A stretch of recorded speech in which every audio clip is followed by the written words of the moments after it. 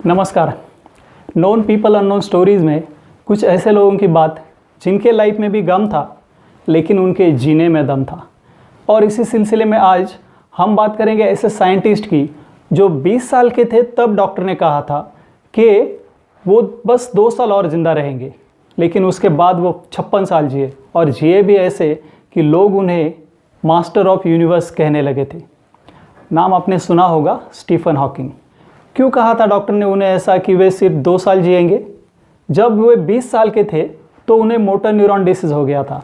ये बीमारी ऐसे होती है जिसमें इंसान की नसें धीरे धीरे कमज़ोर पड़ जाती है, हाथ हिलना पैर हिलना बंद हो जाता है, शरीर का कोई भी हिस्सा काम नहीं करता और इंसान की डेथ हो जाती है और इसका कोई इलाज भी नहीं है। तो फिर स्टीफन हॉकिंग ज़िंदा कैसे रहे? सिर्फ will power, only will power, ज़बरदस्त इच्छा शक्ति। जब उन्हें बीमारी का पता चला तो वो बहुत गुस्सा हुए और गुस्से में शराब पीने लगे। काफ़ी दिन शराब पीने के बाद एक दिन हॉस्पिटल में जब उन्होंने एक ल्यूकेमिया का पेशेंट देखा, यंग सा लड़का, तो उन्हें रियलाइज़ हुआ कि ज़िंदगी पर गुस्सा करने से काम नहीं चलेगा। वो कहने लगे कि अगर आप हमेशा गुस्से में रहेंगे या कंप्लेंट्स करते रहेंगे, लोगों के पास आपके लिए टाइम नहीं रहेगा। रॉजर पेनरोज नाम के एक साइंटिस्ट का उन्होंने भाषण सुना जिसमें पेनरोज ने समझाया था कि एक तारा कैसे अपनी एनर्जी खो खो कर एक छोटा सा बिंदु बन जाता है जिसका कोई डायमेंशन नहीं होता, और इस कॉन्सेप्ट को सिंगुलैरिटी कहते हैं। ये बात सुनते सुनते हॉकिंग के दिमाग में थॉट चलने लगा कि अगर एक तारे के साथ ऐसे हो सकता है तो पूरे यूनिवर्स के साथ भी तो हो सकता है। और वहाँ उन्होंने सोचा कि इसका मतलब अगर यूनिवर्स बिग बैंग से बन सकता है तो एक दिन ये ख़त्म भी हो सकता है, और इसी रिसर्च में उन्होंने अपनी ज़िंदगी लगा दी। उन्हें पीएचडी की डिग्री मिली। उनकी हेल्थ की हालत देखकर लोगों ने नहीं सोचा था कि उन्हें ये मिलेगी। 1979 में उन्हें ल्यूकेशियन प्रोफेसर ऑफ मैथमेटिक्स कैम्ब्रिज में चुना गया, जो दुनिया की सबसे रिस्पेक्टेड पोजीशन है। एट द एज ऑफ 37 ये चमत्कार से कम नहीं था। उन्हें बहुत सारे प्राइजेस मिले, बहुत सारे मेडल मिले, जैसे कि Adam prize, Eddington medal, Einstein prize, Albert Einstein medal. उनका हॉकिंग रेडिएशन भी फेमस है, जहां वे समझाते हैं कि ब्लैक होल से रेडिएशन निकलता है और वो ब्लैक होल्स ख़त्म होने तक निकलता है। लेकिन हॉकिंग वर्ल्ड फेमस हुए एक बुक के साथ जिसका नाम था a brief history of time. Way science को आसान भाषा में समझाते थे और उसके लिए वो काफ़ी पॉपुलर भी हो गए थे।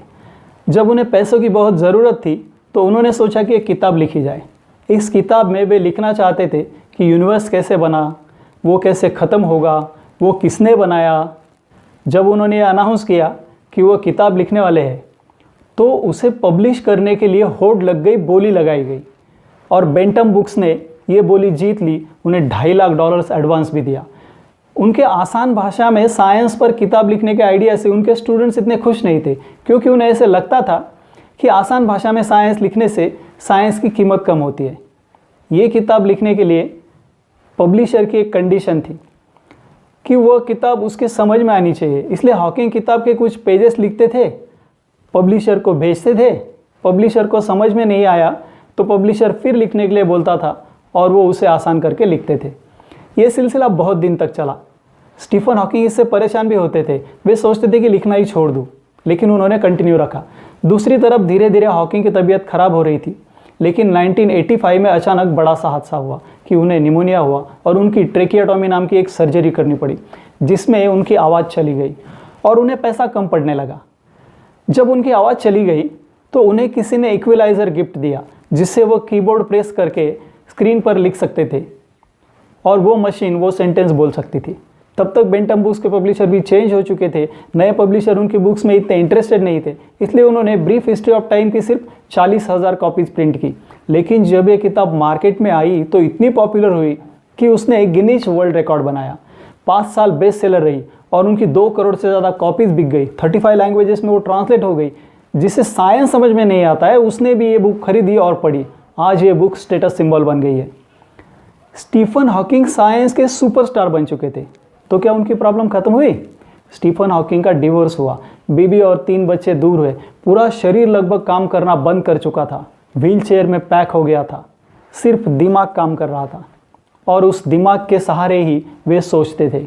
शरीर का कोई भी हिस्सा काम नहीं करता है, ये सोचकर दुखी होने के बजाय वह ये सोचकर खुश रहते थे कि मेरा दिमाग काम करता है। आइंस्टाइन के बाद वो दुनिया के सबसे महान थॉट एक्सपेरिमेंट साइंटिस्ट माने जाते हैं। मतलब सिर्फ सोचकर थ्योरी लिखना और उसे साबित करना।